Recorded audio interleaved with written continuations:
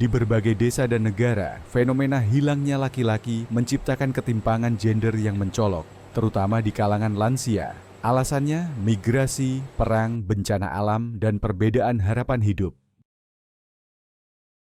Nepal, para perempuan yang menjaga api sambil menunggu orang terkasih di negeri jauh. Di pedesaan pegunungan Nepal yang damai, tempat angin berhembus lembut melewati ladang bertingkat dan bendera doa berkibar di bawah langit biru cerah, sebuah kenyataan sunyi terungkap. Perempuan hidup dalam keadaan janda sementara karena suami, ayah, dan anak laki-laki mereka telah meninggalkan rumah untuk mencari nafkah di luar negeri.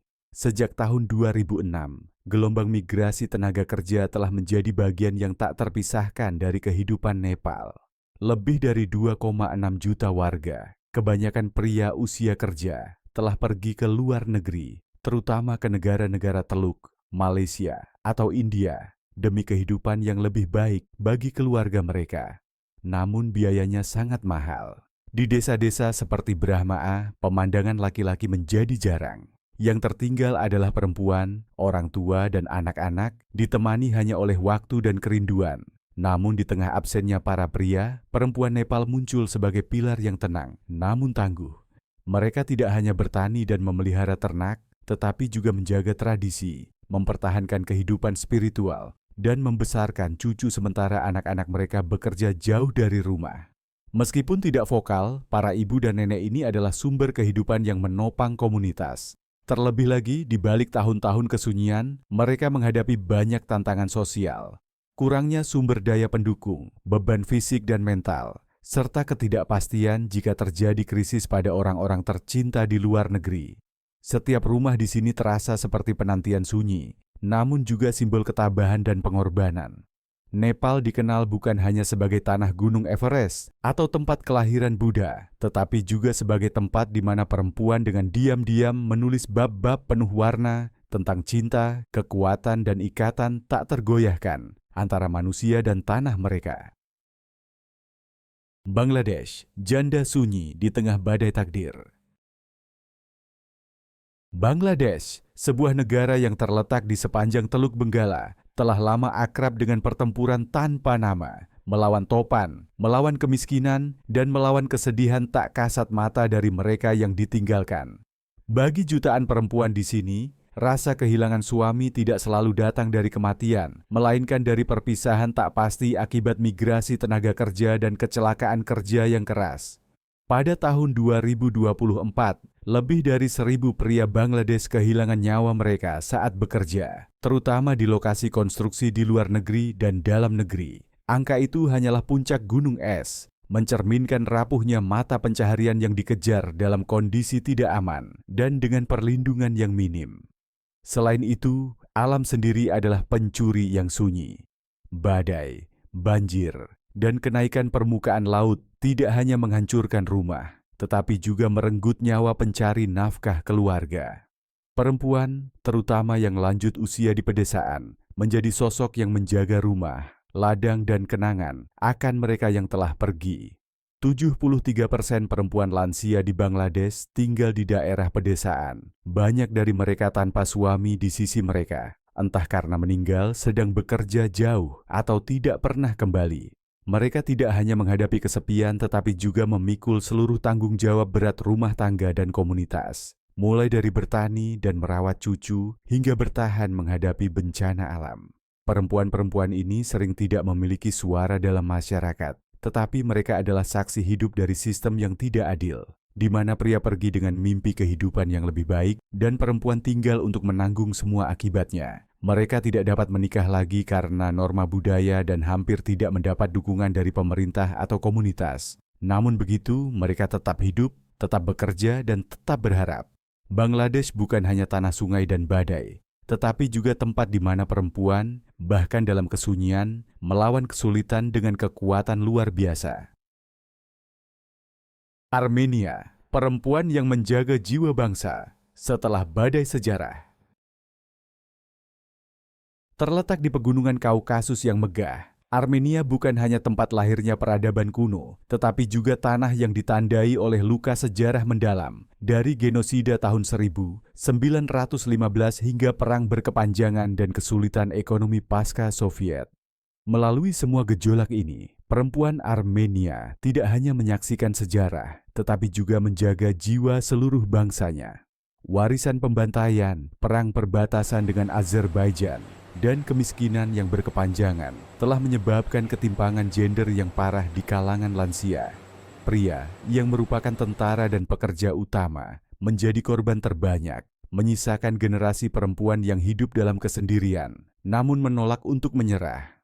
Hari ini, di desa-desa kecil Armenia, sering terlihat perempuan tua sedang menenun di alat tenun, menjaga perapian, atau menyiapkan hidangan tradisional seperti dolma atau lavas. Para perempuan ini adalah penjaga ingatan kolektif, bukan hanya melalui cerita, tetapi juga melalui adat, musik, tarian, dan festival rakyat. Mereka masih merayakan Paskah dengan ritual kuno, masih memanggang gata saat hari libur desa, dan masih mengajarkan cucu-cucu mereka mitologi Armenia seperti yang diajarkan oleh kakek nenek mereka. Pada hari peringatan genosida 1915, para perempuan tua ini adalah yang pertama menyalakan lilin. Bukan hanya untuk mengenang, tetapi untuk mewariskan warisan yang tak boleh dilupakan. Meskipun mereka tidak memanggul senjata, mereka adalah pejuang warisan, menjaga identitas di tengah gelombang perubahan. Mereka tidak hanya selamat dari perang, tetapi terus melawan pengikisan budaya. Dengan sepenuh hati dan hidup mereka, Armenia melalui generasi perempuan tidak hanya bertahan, tetapi menunjukkan kekuatan bangsa yang pernah berada di ambang keputusasaan, namun tak pernah kehilangan harapan akan masa depan. Haiti, ketika perempuan berdiri di tengah reruntuhan untuk menjaga komunitas. Haiti, sebuah pulau Karibia yang dulu bersinar dengan musik kompa dan warna festival, kini terbaring di bawah lapisan krisis yang tebal. Bukan satu bencana tunggal, tetapi rangkaian malapetaka, gempa bumi, banjir, pandemi, gejolak politik, dan kekerasan bersenjata. Dalam kekacauan ini, pria sering pergi, mencari tempat yang lebih aman, atau terjebak dalam kekerasan. Yang tertinggal adalah perempuan, terutama yang lanjut usia, yang tetap teguh di tengah puing-puing. Dalam 1 bulan saja, lebih dari 60.000 warga Haiti terpaksa meninggalkan rumah mereka, menciptakan gelombang pengungsian internal yang besar. Sebagian besar dari mereka yang tetap tinggal adalah perempuan, terlalu lemah untuk pergi, tidak memiliki tempat tujuan, atau memilih tinggal demi mempertahankan apa yang tersisa dari keluarga dan komunitas mereka. Akibatnya perempuan lanjut usia menjadi pilar yang enggan dari lingkungan yang hancur. Mereka merawat anak-anak yang orang tuanya pergi untuk mencari nafkah atau menghilang karena kekerasan. Mereka menengahi konflik kecil di kamp pengungsi, mengatur distribusi makanan, dan menjadi jembatan dengan kelompok bantuan kemanusiaan. Dengan kata lain, mereka memikul beban komunitas di atas bahu yang sudah membungkuk. Namun itu tidak berhenti di situ. Para perempuan ini juga menjaga kenangan. Mereka menceritakan pada generasi muda tentang Haiti yang dulu indah dan damai. Mereka masih membuat keranjang, memasak griot, dan mengajarkan lagu rakyat lama kepada anak-anak. Di tengah reruntuhan, mereka adalah nyala terakhir dari kebanggaan nasional. Kesepian mereka bukan hanya fisik, tetapi juga beban penderitaan akibat rangkaian krisis yang bukan mereka sebabkan. Namun mereka tetap tinggal, tetap bertahan, seperti balok terakhir yang menopang rumah yang runtuh, agar orang-orang di sekitar mereka masih memiliki tempat berteduh. Haiti mungkin telah kehilangan banyak hal, tetapi melalui para perempuan lansia ini, negara tersebut masih memegang api paling berharga, semangat ketahanan yang tak tergoyahkan. Georgia. Ketika pria pergi, perempuan bertahan untuk menjaga tanah air. Di tengah pegunungan Kaukasus yang diselimuti salju dan lembah anggur yang semarak di Georgia, kehidupan pedesaan tetap mempertahankan keindahan nostalgianya. Tetapi di balik itu terdapat kenyataan yang menantang. Pria pergi dan perempuan diam-diam memikul beban keluarga serta komunitas di pundak mereka. Di Georgia, kemiskinan bukan sekadar angka statistik, tetapi kenyataan mendalam di setiap desa. Hampir 40% populasi hidup dengan kurang dari $7 per hari, memaksa ribuan pria pergi bekerja ke Rusia, Eropa, atau Asia Tengah atau mengambil pekerjaan berisiko di bidang konstruksi atau pertambangan. Mereka pergi dengan mimpi masa depan yang cerah, tetapi bagi banyak dari mereka, perjalanan itu tidak pernah kembali karena kecelakaan, penyakit, atau kerasnya hidup di luar negeri. Yang tertinggal adalah perempuan, ibu, istri, saudari yang menjadi pengasuh, pencari nafkah dan penjaga tradisi, bahasa, serta identitas desa. Mereka tidak hanya mengelola ladang dan membesarkan anak, tetapi juga menyelenggarakan festival lokal, melestarikan tari rakyat Kartuli, memasak hidangan tradisional seperti kacapuri dan hingkali, serta menjaga ikatan komunitas. Banyak desa di Georgia hari ini memiliki irama unik, di mana perempuan tidak hanya mengambil peran laki-laki, tetapi juga membentuk kembali cara komunitas hidup dan berkembang. Mereka menjadi pemimpin dalam keputusan penting dan mendapatkan kepercayaan dari generasi muda di tengah gelombang migrasi dan perubahan yang terus-menerus.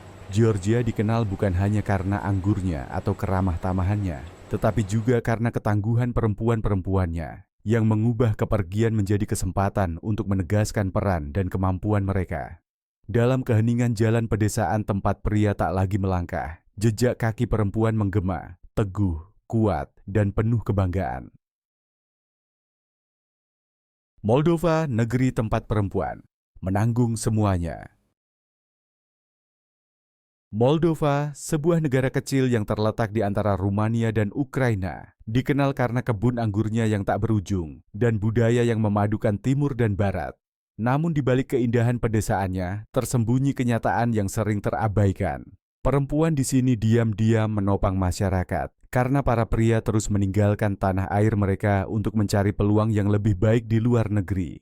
Statistik menunjukkan bahwa 64% pekerja migran dari Moldova adalah pria, angka yang mencerminkan gelombang migrasi besar-besaran, terutama ke Rusia, Italia, dan negara-negara Eropa yang lebih kaya.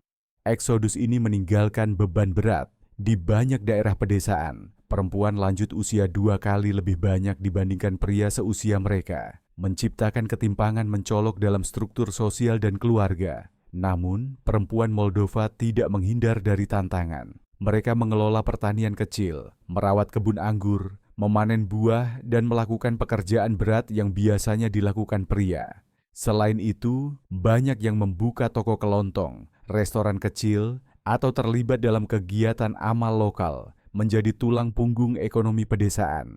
Di desa-desa, mereka tidak hanya membesarkan cucu saat anak-anak mereka bekerja jauh, tetapi juga mengatur ritual tradisional, melestarikan bahasa Moldova, mengajarkan lagu rakyat sedih pada generasi muda, dan memasak hidangan seperti mamaliga atau plecinta. Bukan sekadar untuk memberi makan, tapi juga menjaga ingatan akan tanah air tetap hidup. Mereka adalah ibu, nenek, pencari nafkah, penjaga spiritual, dan jiwa komunitas. Dalam setiap keputusan desa, setiap musim panen, dan setiap kiriman uang dari luar negeri, kehadiran perempuan terasa sebagai simbol diam dari ketahanan dan daya juang. Moldova mungkin negara dengan penurunan populasi tercepat di Eropa, tetapi perempuan yang tetap tinggal telah mengubah kehilangan menjadi kekuatan dari dalam, membangun kembali dari akar, agar desa mereka tidak menjadi kenangan yang terlupakan. Ethiopia, pernikahan dini dan dampaknya yang berlarut-larut. Ethiopia, salah satu tempat lahir peradaban manusia, tidak hanya menyimpan jejak sejarah panjang, tetapi juga bergulat dengan masalah sosial yang terus-menerus. Di tengah dataran tinggi yang hijau dan desa miskin, kehidupan perempuan Ethiopia sering dimulai dalam pernikahan saat masih anak-anak dan berakhir dalam kesendirian sebelum usia tua tiba. Statistik menunjukkan bahwa 14% perempuan di Ethiopia menikah sebelum usia 15 tahun, angka yang mencerminkan dampak serius dari pernikahan dini.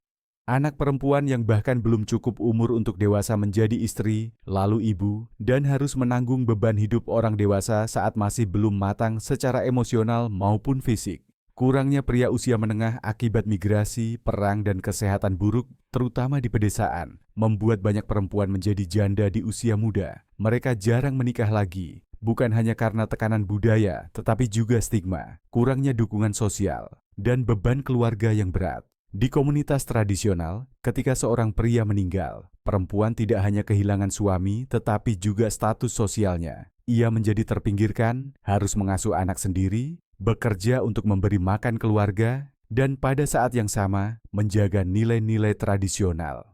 Ia adalah penjaga upacara, pendongeng, penopang budaya, namun tidak memiliki suara dan dukungan. Meski demikian, seperti di banyak bagian dunia, perempuan Ethiopia bersinar dalam diam.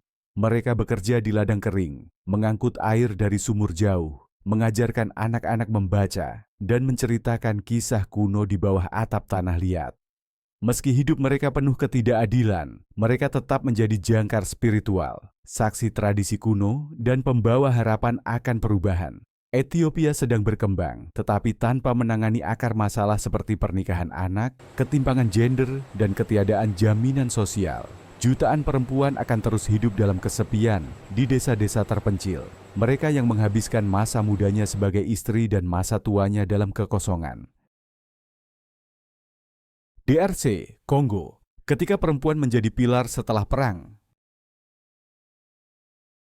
Di Afrika Tengah, Republik Demokratik Kongo, DRC, dikenal bukan hanya karena sumber daya mineralnya yang melimpah, tetapi juga sebagai tempat salah satu krisis kemanusiaan paling panjang dan sunyi di dunia. Perang, kekerasan bersenjata, penyakit, dan kemiskinan telah menghancurkan struktur sosial, meninggalkan jutaan perempuan yang menjadi satu-satunya penjaga kehidupan dan budaya di negara yang pernah berada di ambang kehancuran.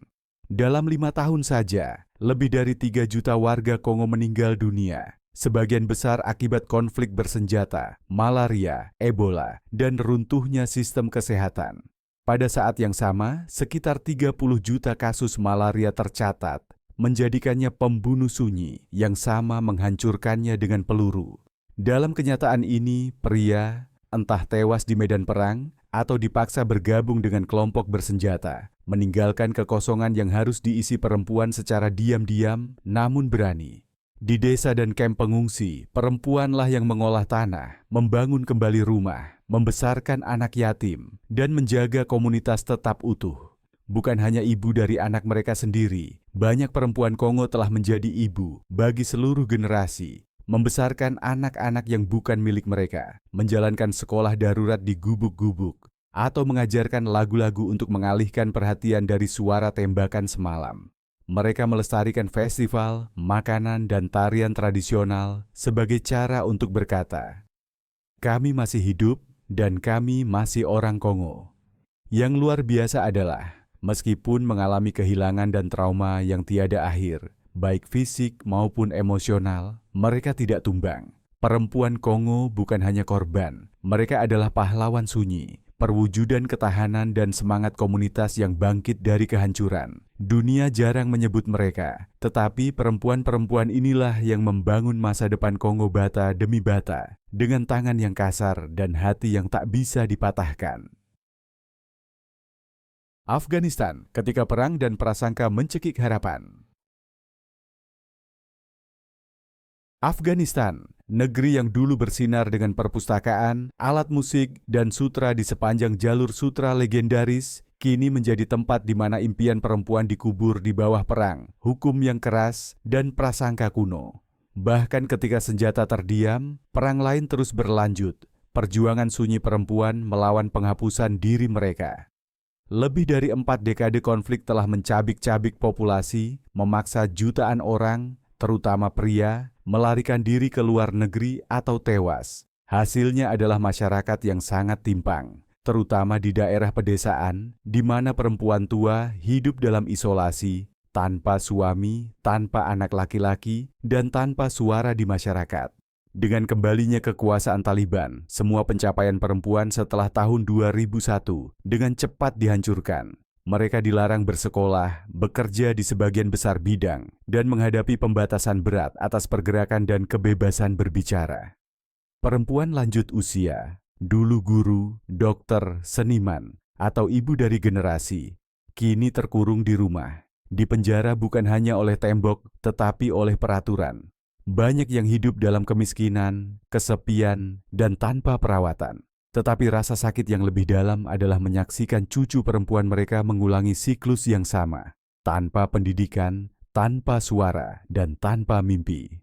Dalam masyarakat di mana suara perempuan tidak diakui, mereka bukan hanya dilupakan, mereka adalah saksi harapan yang padam setiap hari. Namun dalam bayang-bayang, banyak perempuan Afghanistan masih menjaga ingatan budaya. Mereka mengajarkan puisi Hafiz, menyulam pola bunga kuno, dan mewariskan cerita rakyat dalam bisikan. Mereka tidak punya panggung, tidak punya ruang kelas, namun tetap menjadi penjaga identitas, bahkan saat tidak ada yang memintanya. Afghanistan, dengan semua kejayaan masa lalu dan kesedihan masa kini, masih menyimpan secercah harapan melalui para perempuan yang sunyi, namun tak tergoyahkan. Dan ketika dunia menoleh ke arah mereka, mereka adalah bukti hidup dari semangat yang belum kalah, hanya terlupakan. Burundi, negara termiskin di dunia dan perempuan lajangnya. Tersembunyi di jantung Afrika, Burundi adalah negeri damai nan indah, di mana setiap jengkal tanahnya memikul beban statistik yang menyakitkan. Dengan PDB per kapita hanya $193 per tahun, Burundi bukan hanya negara termiskin secara finansial, tetapi juga miskin dalam kesempatan, infrastruktur, dan impian perempuan. Sekitar 70% dari populasi hidup di bawah garis kemiskinan, sementara malnutrisi anak berada pada tingkat krisis, dengan ratusan ribu anak kekurangan makanan bergizi setiap hari. Dalam kondisi seperti ini, pernikahan bukan lagi awal kehidupan yang lebih baik, melainkan menjadi beban yang tak mampu ditanggung siapapun. Banyak perempuan di Burundi, terutama di pedesaan, memilih atau terpaksa hidup tanpa suami atau keluarga sendiri. Bukan karena mereka tidak menginginkan cinta, tetapi karena kemiskinan telah mencekik, bahkan peluang untuk membangun rumah tangga. Tak ada tanah untuk digarap, tak ada rumah untuk ditinggali, tak ada uang bahkan untuk pesta pernikahan sederhana. Hal-hal yang biasa di tempat lain menjadi kemewahan di sini. Dalam masyarakat Burundi, perempuan lajang menghadapi bukan hanya kekurangan materi, tetapi juga tekanan sosial dan stigma yang sunyi. Meski begitu, mereka tetap bertahan, mengolah ladang sendiri, merawat orang tua yang menua, membesarkan anak sendirian, dan bahkan bergabung dengan inisiatif komunitas kecil seperti kelompok berkebun atau koperasi kerajinan untuk berbagi sumber daya dan keterampilan bertahan hidup. Mereka tidak punya gaun pengantin, tidak ada bulan madu, tetapi mereka memiliki kehendak hidup yang luar biasa, sunyi, seperti Burundi itu sendiri, di mana hidup selalu rapuh, namun rakyatnya tidak pernah menyerah. Burundi hari ini adalah pengingat yang menyakitkan. Ketika sebuah bangsa tertinggal, perempuan adalah yang pertama menderita dan yang terakhir menggenggam harapan.